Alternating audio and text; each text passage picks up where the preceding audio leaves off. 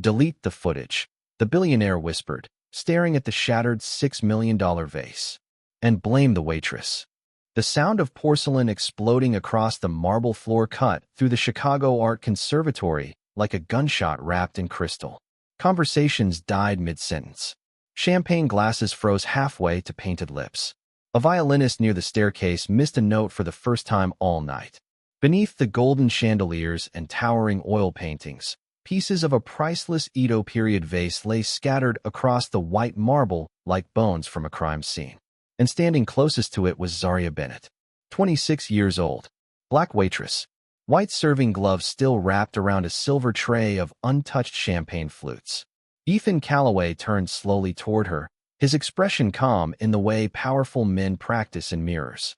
She was right beside it, he said, voice low and measured. I saw everything. That was all it took. Not proof, not evidence, just the word of a billionaire. Around them stood Chicago's elite. Investors, museum donors, politicians, art collectors wearing watches worth more than most homes in the South Side. None of them asked what really happened. Because in rooms like this, truth moved slower than money. Two security guards approached immediately. One reached for Zaria's arm carefully, almost apologetically, but still certain she belonged on the guilty side of the room. Cameras lifted. Phones tilted. Somewhere near the back, someone whispered, I knew this gala was understaffed. Another voice answered with a quiet laugh. $6 million gone because somebody hired the wrong people. Zaria didn't move, didn't cry, didn't beg. Her breathing stayed slow even while humiliation crawled across her skin like heat from an open fire. She looked at the shattered vase, then at Ethan. His jaw was tight. Too tight. Not grief. Panic. There was a difference. The gala had been built around him tonight. Ethan Calloway, the golden face of Calloway Capital, America's favorite billionaire philanthropist. Every newspaper in Chicago called him disciplined, visionary, untouchable. But Zaria noticed things other people missed. The slight tremor in his fingers. The sweat collecting near his collar despite the winter cold outside. The way he avoided looking directly at the broken pedestal. She had seen that look before. Not at museums. At crime scenes. Miss Bennett, the event manager said sharply, forcing a corporate smile. We need you to come with security while we sort this out. Sort this out. Funny phrase. Because everyone in the room had already decided the ending. A black waitress standing beside broken art in a billionaire's gala? Case closed. What nobody knew was that Zaria Bennett used to study digital forensics before life, pulled her out of college and into double shifts and late-night tech support calls. Nobody knew she understood surveillance systems better than half the security companies hired downtown. And nobody noticed the tiny blinking amber light above the north hallway camera. The light that meant the system was still buffering footage even after deletion. Zaria looked up once. Just once. Then back at Ethan Calloway. And for the first time that night, the billionaire looked nervous. If you enjoy stories where power gets challenged, truth fights back, and the people nobody notices change everything, make sure you subscribe and stay close. Because this night inside the Chicago Art Conservatory was only beginning. The private security office sat beneath the museum like a bunker built for secrets. No windows. No music. Just fluorescent lights humming overhead and the smell of burnt coffee drifting through recycled air. Zaria sat alone at the end of a long gray table while two security officers quietly typed reports into desktop computers that looked older than the building itself. Outside the small glass room, she could still hear fragments of the galley upstairs. Laughter trying to recover. Wolf pretending nothing had happened. One guard finally looked up from his monitor. Miss Bennett, if you cooperate, this can stay internal. Internal. Another polished word people used when protecting rich men. Zaria folded her hands calmly in her lap. Her white gloves were gone now. Tiny cuts from shattered porcelain marked the side of her fingers, but she barely noticed them. Her attention stayed fixed on the hallway monitor mounted near the ceiling. Camera feeds flickered across the screen. Ballroom. West Gallery. Main entrance. Storage corridor. Then one square flashed black for half a second before reconnecting. North hallway.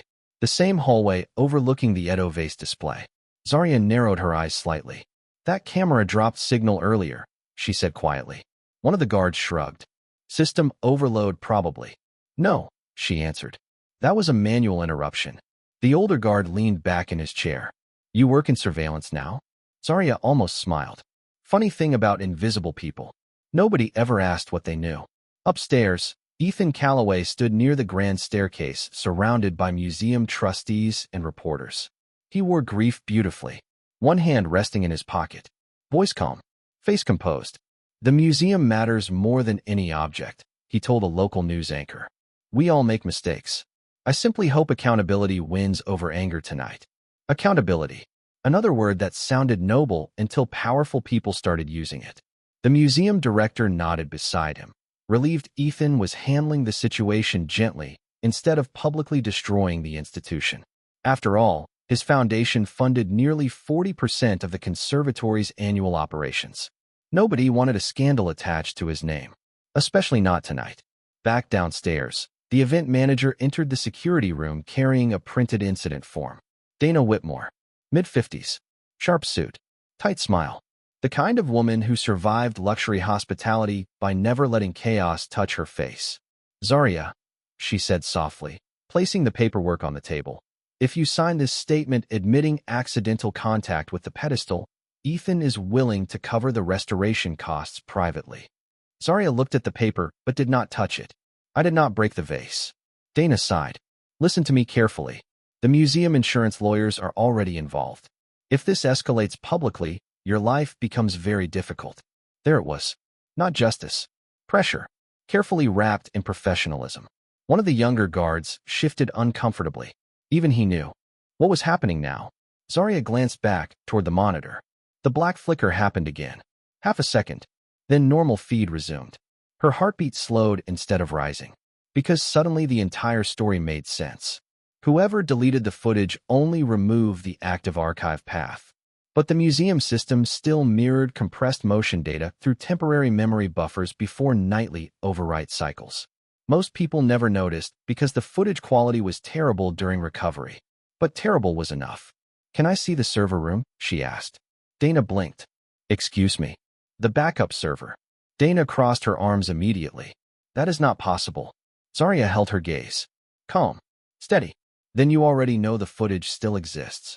Silence settled heavily inside the room. One of the guards slowly stopped typing. Dana's expression changed for less than a second, but it was enough. Fear. Tiny. Controlled. Real.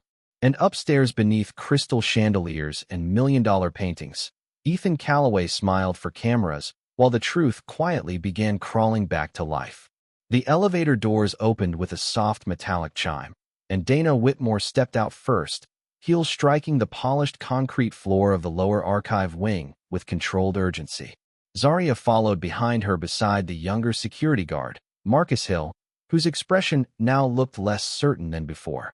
The deeper they moved beneath the museum, the colder the air became. Server fans hummed through the walls like distant engines. Rows of blinking machines stretched behind glass panels under pale blue light. This was the hidden nervous system of the conservatory. Every camera feed, every motion sensor, every security archive passed through here before disappearing into storage. Dana stopped near the main console and folded her arms tightly. You have 5 minutes, she said flatly. After that, this conversation is over. Zarya stepped toward the terminal slowly, her eyes scanning the system layout. Linux-based architecture, triple mirrored storage, automated overwrite cycle every 4 hours. Expensive setup, powerful, but rushed. She could tell from the patchwork firmware updates, layered over each other like cheap paint hiding cracks in a mansion wall. Marcus frowned. You can actually work this thing? Zarya did not answer immediately. Her fingers moved calmly across the keyboard instead. Lines of system logs rolled across the screen. Timestamps, camera indexes, interrupted archive packets. Then there it was. North Hall Camera 4. Manual deletion request entered 37 minutes earlier using executive administrative credentials. Marcus leaned closer. Wait, somebody deleted it on purpose. Dana immediately cut in.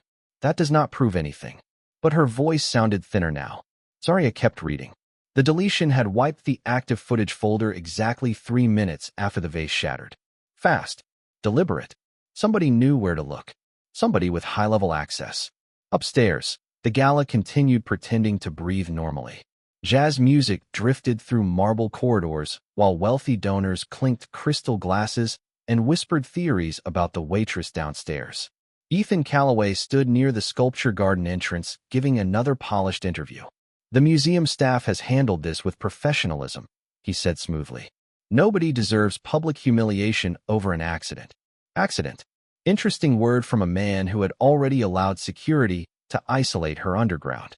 A reporter asked quietly, "Do you think charges will be filed?" Ethan lowered his eyes with practiced disappointment. "I believe compassion matters more than punishment." Around him, cameras flashed. He looked noble, generous, merciful. That was the genius of powerful men sometimes. They did not just control the damage. They controlled the story people told afterward. Back in the server room, Zarya opened the mirrored cache system hidden beneath the primary archive tree. Corrupted fragments began appearing on screen. Broken image packets, motion shadows, partial frame reconstruction. Marcus stared. "I thought deleted files were gone." "Only in movies," Zarya replied softly. "Real systems leave ghosts behind." The recovery percentage crawled upward painfully slowly. 12%, 19%, 27.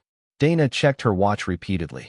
Now, sweat glimmered near her temples despite the cold room. "This is enough," she snapped suddenly. "You have made your point." But Zarya finally looked directly at her. "No. Somebody wanted the footage erased before police reviewed it." Silence swallowed the room again. Dana glanced toward the security camera mounted above the server door, as if suddenly aware she was being watched too. Then the monitor flickered. A blurry frame appeared for less than 1 second. Ethan Calloway near the vase pedestal, turning sharply, his arm moving backward. Marcus froze. Dana stopped breathing, and Zarya quietly whispered the words nobody upstairs was ready to hear. "The system remembers everything." Marcus stared at the monitor as if the screen itself had betrayed him. The blurry recovered frame remained frozen under pale server room light. Ethan Calloway, near the pedestal, arm extended backward moments before the vase disappeared from view. It was incomplete, grainy, corrupted, but it was enough to crack the story open. Dana Whitmore stepped forward immediately and hit the spacebar, freezing the playback completely. "That proves nothing," she said too quickly. Her voice echoed sharply against the server racks. Zarya stayed calm, then let the footage finish recovering. Dana crossed her arms tighter. "No." Marcus slowly turned toward her. "Why not?" Dana's jaw flexed. For the first time tonight, the event manager looked less like the woman controlling the situation and more like someone trapped inside it. "Because this gala is carrying half the museum's annual funding," she snapped quietly. "Do you understand what happens if his name gets dragged into this?" There it was again. Not truth. Not fairness. Survival. Rich institutions did not protect morality first. They protected donors. Upstairs, Ethan stood beneath a massive glass chandelier while a string quartet played softly near the staircase. The room had recovered its rhythm on the surface, but tension still floated beneath every conversation like smoke trapped under a ceiling. Guests kept glancing toward security staff. Phones kept buzzing. Rumors spread faster than jazz music in wealthy rooms. Ethan accepted another glass of bourbon from a passing server and forced a smile at a trustee beside him. "People are emotional tonight," he said smoothly. "That is understandable." But inside, his thoughts were moving faster than his expression showed. He remembered the exact moment his sleeve brushed the pedestal. The sickening wobble. The split second where instinct overtook integrity. Then he saw her standing nearby. Young. Black. Invisible enough to blame. And in that instant, his survival instincts chose for him. He hated himself slightly for it. But not enough to confess. Not enough to lose everything. Back downstairs, the recovery bar climbed higher.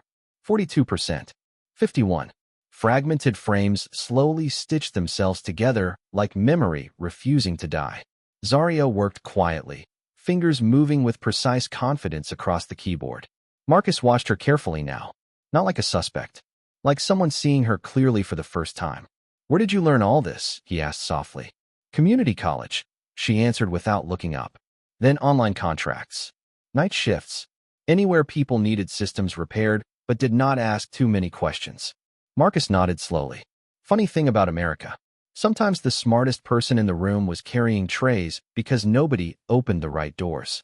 Suddenly the server room phone rang hard enough to make everyone jump. Dana answered immediately. Her face tightened within seconds. He wants an update, she said quietly after hanging up. Nobody needed to ask who he was. Upstairs, Ethan had finally started feeling the pressure underneath his expensive calm. Because wealthy people understood one thing better than anyone else. Technology could destroy a reputation faster than truth ever could. Dana lowered her voice. Listen carefully, Zarya. If this footage disappears right now, Ethan Calloway will make sure you are compensated generously. Quietly. Nobody else has to know. Zarya stopped typing. The room fell silent except for the humming servers. You think this is about money? She asked. Dana hesitated. Everybody needs something. Zarya looked directly at her. Steady. Unshaken. No. Everybody just gets tired of being treated like they do not matter. The recovery bar reached 73%. Then the monitor flickered again. This time the image sharpened. Ethan turning away from an argument with another donor. His arm catching the vase pedestal. The base tilting violently.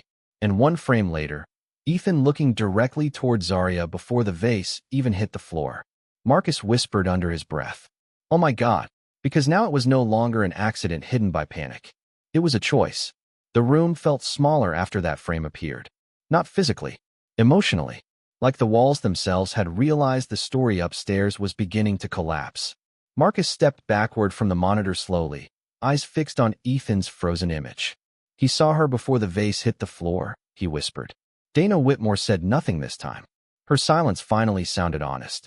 Zarya continued restoring the footage piece by piece while cold blue light washed across her face. 79% recovered. 83. Every second felt heavier than the last. Above them, crystal chandeliers still shimmered over the gala floor, but the mood had changed. Wealthy people had a strange instinct for danger. They sensed it before facts ever arrived. Conversations shortened. Laughter sounded forced now. Reporters checked their phones more often. Trustees kept disappearing into side hallways for private calls. Ethan noticed it immediately. Power trained people to read rooms the way sailors read storms. He stood near the marble balcony overlooking the lower gallery, bourbon untouched in his hand. One of his legal advisors approached quietly. Social media picked up the story already, the man muttered. Somebody leaked that a staff member is being detained downstairs. Ethan's jaw tightened. Who leaked it? Does it matter? The advisor replied carefully. Right now we need control. Control. Ethan had spent 20 years building his entire life around that word. Control the image. Control the headlines. Control the narrative before the narrative controls you. That formula turned him into a billionaire before 45. But tonight, for the first time in years, he could feel the machinery slipping beneath his feet. Downstairs, the final corrupted sequence slowly assembled across the screen. Jagged frames. Partial motion blur. But clear enough now to follow the entire chain of events. Ethan arguing with another donor beside the display. Sharp gestures. Irritated movement. Then the turn. His designer cuff catching the edge of the pedestal. The vase wobbling violently. Ethan freezing for one horrifying second. And finally, his eyes landing on Zarya standing nearby carrying champagne. Marcus exhaled hard. He knew. Nobody answered because nobody needed to. Dana pressed her fingers against her forehead. Dear God. Zarya leaned back from the terminal quietly. No triumph. No smile. Just exhaustion settling into her shoulders like accumulated weight from years of swallowing other people's assumptions. Marcus looked at her differently now. Not as staff. Not as a suspect. As the smartest person in the building. We have to show this to the director, he said immediately. Dana's head snapped upward. Absolutely not. Marcus frowned. Dana, come on. You do not understand what this will do. She fired back in a sharp whisper. Ethan Calloway funds restoration projects across half this city. If this goes public, donors pull out. Staff lose jobs. Exhibits close. Zarya finally stood from the console. So I was supposed to lose everything instead? Dana opened her mouth, but nothing came out. Because the answer was yes. That was exactly what the system had decided within seconds of the vase breaking. Sacrifice the waitress. Protect the billionaire. Quick. Efficient. Clean. The ugly part was not that it happened. The ugly part was how normal it felt to everyone in the room. Suddenly footsteps echoed hard through the hallway outside the server room. Fast. Purposeful. The security door opened, and Ethan Calloway himself walked inside. His expensive black overcoat still carried traces of winter snow melting across the shoulders. The room went completely silent. Ethan's eyes moved from Dana to Marcus to the recovered footage paused on screen behind Zarya. For the first time all night, the billionaire looked directly at her without performance, without cameras, without polished charm protecting him. Just a man standing face to face with the truth he tried to bury. He stared at the monitor for a long moment before speaking quietly. How much of it recovered? Nobody answered Ethan immediately. The humming servers filled the silence instead, cold and mechanical, like the building itself was waiting to see whether truth or power would win. Ethan stepped farther into the room, snow melting from the edges of his polished shoes onto the concrete floor. Up close, he looked older now. Not physically, spiritually. The kind of exhaustion rich men carried when control started slipping through their fingers. Zarya stood beside the terminal without moving. Enough, she said calmly. Ethan's eyes shifted toward the monitor. The paused frame remained frozen behind her, his arm near the pedestal, his face already turning toward her before the vase shattered. Marcus crossed his arms tightly. You blamed her knowing what happened. Ethan inhaled slowly through his nose. I panicked. Dana Whitmore looked stunned hearing the words spoken aloud. Because panic sounded human. But what happened afterward did not. Ethan rubbed one hand across his jaw, voice low now. Do you understand what that vase represented tonight? Marcus answered sharply. Does that matter? Ethan looked toward him. That exhibit secured a $70 million expansion deal for this museum. He gestured upward toward the gala above them. Half the people in that room only came because my foundation promised funding. Then his eyes returned to Zarya. When it fell, everything happened fast. Zarya held his gaze steadily. Fast enough to blame me before anyone checked the footage. Ethan did not answer that. Because he could not. The truth sounded uglier every time it was spoken plainly. Upstairs, the gala floor had begun quietly unraveling. Reporters noticed Ethan had disappeared. Trustees whispered near the staircase. Wealthy donors checked private messages from assistants already monitoring social media. Rumors spread through the conservatory like cracks through ice. Some guests started leaving early. Others stayed because rich people loved scandal almost as much as they loved pretending to hate it. Down in the server room, the recovered footage continued rendering frame by frame. 92% complete now. Sharper. Cleaner. Impossible to dismiss. Dana stepped closer to Ethan and lowered her voice carefully. If this reaches the press before legal can contain it, the museum board will panic. Ethan laughed once under his breath. Not amusement. Defeat. Contain it. He looked back at the screen. It already exists. That was the terrifying thing about modern humiliation. Once technology remembered something, it stopped belonging to the powerful. Zarya watched Ethan quietly. Earlier tonight, he had looked untouchable standing beneath crystal chandeliers while cameras worshipped his every word. But now under fluorescent basement lights, he looked painfully ordinary. Just another man afraid of consequences. Why me? Zarya asked softly. Ethan blinked. What? Out of everyone in that room, she continued. Why was I the easiest person to sacrifice? The question landed harder than accusation. Because deep down, Ethan already knew the answer. She wore a uniform. She worked service. She was black. And the world had trained everyone upstairs to believe people like her were easier to doubt than billionaires in tailored coats. Ethan looked away first. I told myself it was temporary, he admitted quietly. I thought we would settle things privately before it became public. Marcus shook his head slowly in disbelief. You mean before she could defend herself? Silence again. Heavy this time. Honest. Then the recovery software chimed sharply through the room. One final notification blinking across the monitor. Recovery complete. Full reconstruction available. Dana closed her eyes briefly. Marcus stared at the screen.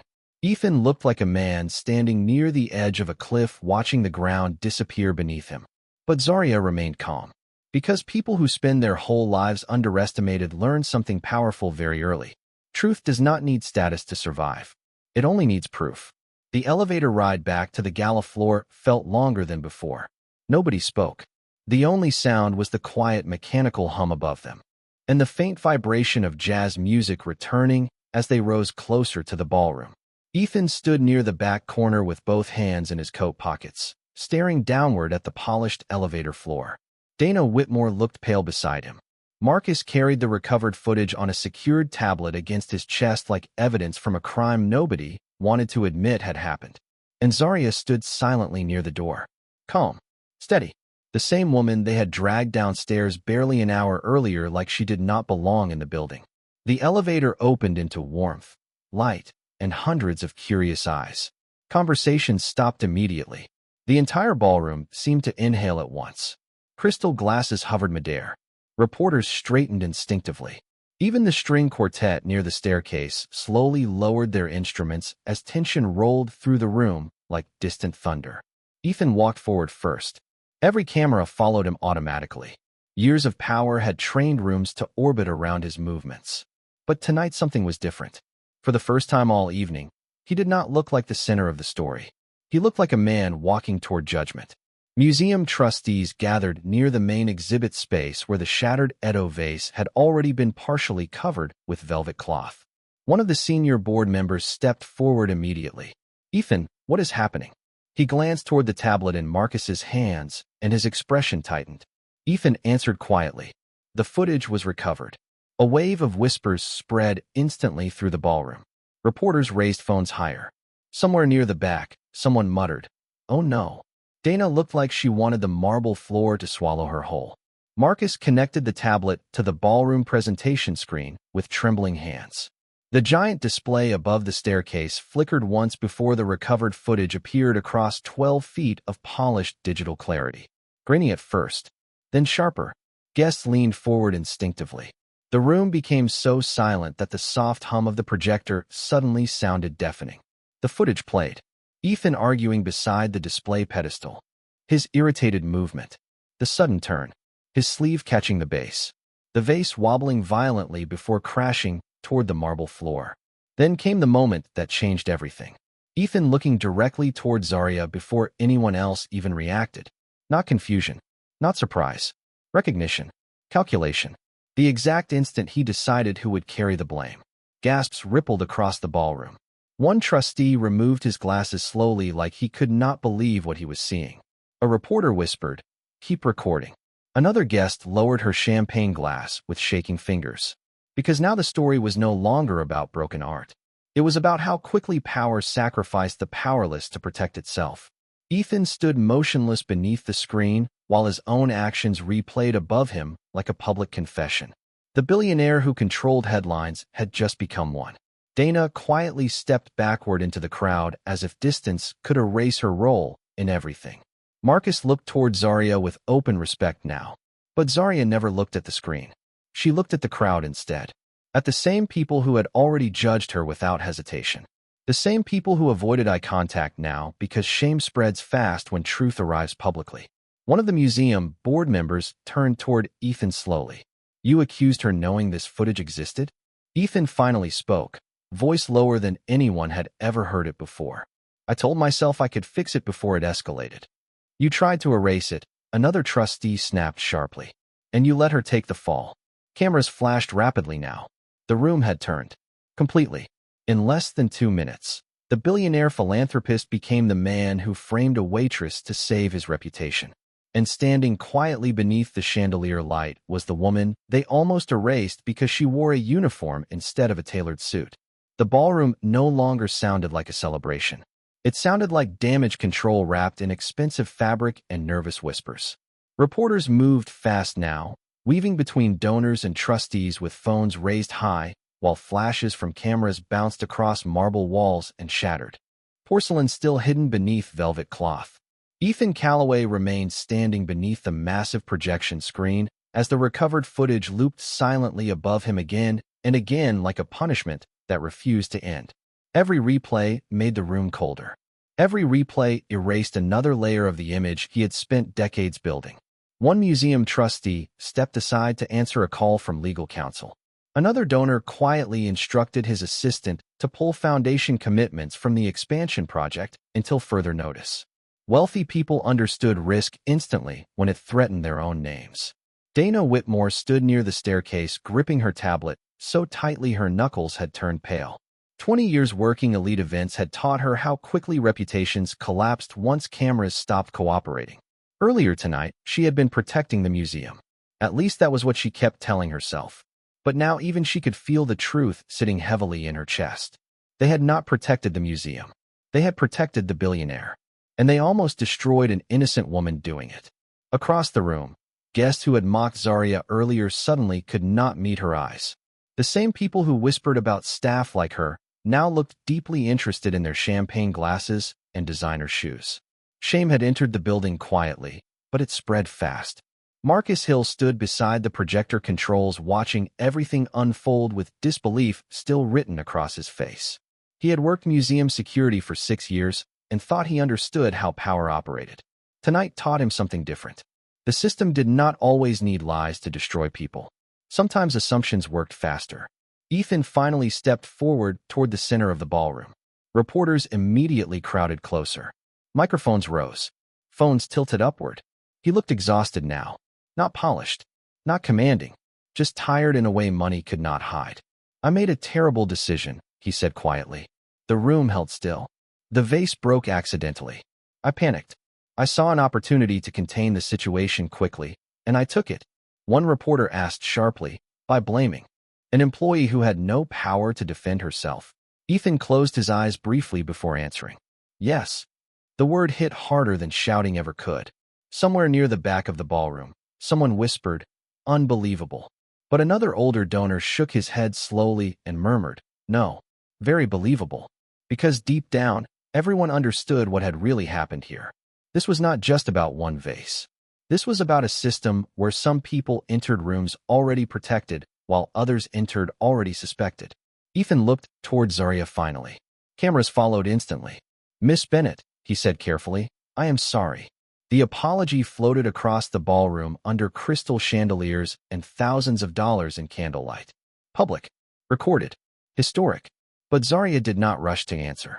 She simply stood there in her black serving uniform while the entire room waited for her reaction. The same uniform they had treated like proof of guilt less than 2 hours earlier. "You were not sorry when they dragged me downstairs," she said calmly. No anger. No screaming. Just truth spoken plainly enough to silence everyone again.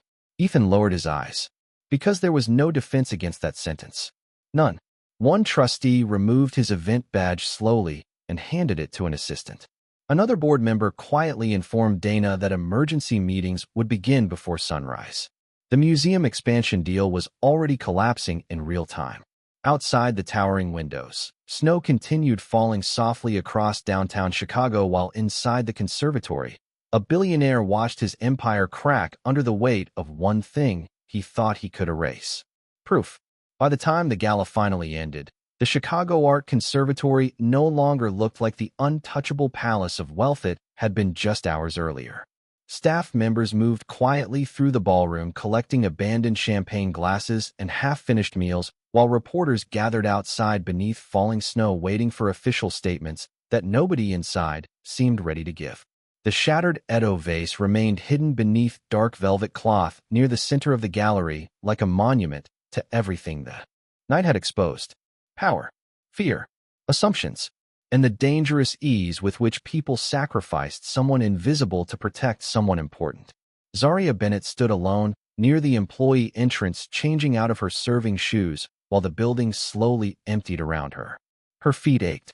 Her shoulders felt heavy from exhaustion, but her hands remained steady. Funny thing about surviving humiliation publicly. Once the storm passed, silence felt strangely peaceful. Dana Whitmore approached carefully holding a thick, white envelope in both hands. Her makeup had faded. Her sharp corporate posture was gone now, too. She simply looked tired. "Human. The board wants to offer you compensation," she said softly. "And a permanent position with museum technology operations if you're interested." Zarya glanced at the envelope, but did not take it. "Earlier tonight, you wanted me to sign a confession." Dana lowered her eyes immediately. "I know." Snow swirled outside the glass doors behind them, soft against the dark Chicago streets. For a moment, neither woman spoke. Then Dana finally whispered the truth she had avoided all evening. "I saw how quickly everyone believed it was you." Her voice cracked slightly. "And I did nothing to stop it." Zarya studied her quietly. The hardest apologies were never the loud public ones. They were the small, honest ones spoken when cameras disappeared. Upstairs, emergency meetings were already beginning behind closed doors. Ethan Calloway's legal team had entered through a private elevator less than 20 minutes earlier. News alerts flooded social media across the country. Billionaire accused Waitress. Deleted footage recovered. Museum scandal. The headlines multiplied by the minute. But strangely, none of that mattered most anymore. Not to Zarya. Because the real damage happened long before the cameras rolled. It happened the second an entire room looked at a black woman in a uniform and decided guilt made more sense than innocence. Marcus stepped through the hallway carrying his winter coat over one shoulder. "You heading home?" he asked gently. Zarya nodded. "Bus stop is 3 blocks away." Marcus hesitated before speaking again. "For what it is worth, they were all wrong about you." Zarya gave a faint smile. "No, they just never expected me to fight back." Outside, the cold night air wrapped around her immediately as she stepped onto the snowy sidewalk. Chicago traffic moved slowly through glowing streets, while distant sirens echoed somewhere downtown. Behind her, reporters still crowded near the museum entrance hoping for one more statement from the billionaire upstairs. But Zarya kept walking. No press conference. No celebration. No dramatic revenge. Just quiet dignity moving through falling snow beneath city lights. Halfway down the block, her phone buzzed with dozens of notifications. Missed calls. News links. Unknown numbers. She silenced the screen without reading any of them. Because tonight had never really been about becoming famous. It was about surviving a system designed to erase people like her the moment they became inconvenient. She stopped briefly near a crosswalk as snowflakes melted softly against her coat. Then she looked back once toward the glowing museum windows high above the street. Somewhere inside that building, wealthy people were still trying to control the fallout. Still trying to protect reputations. Still trying to repair appearances. But cameras remembered. Systems remembered. And now so would everyone else. Zarya pulled her coat tighter and disappeared into the Chicago night, while behind her an empire built on image cracked beneath the weight of one simple thing the powerful always underestimate. Proof. The stories shared on this channel are fictional and created purely for entertainment purposes, as well as to convey lessons about human behavior and interactions, regardless of race, religion, or background, promoting a life of equality and compassion. Any resemblance to real events, people, or places is purely coincidental.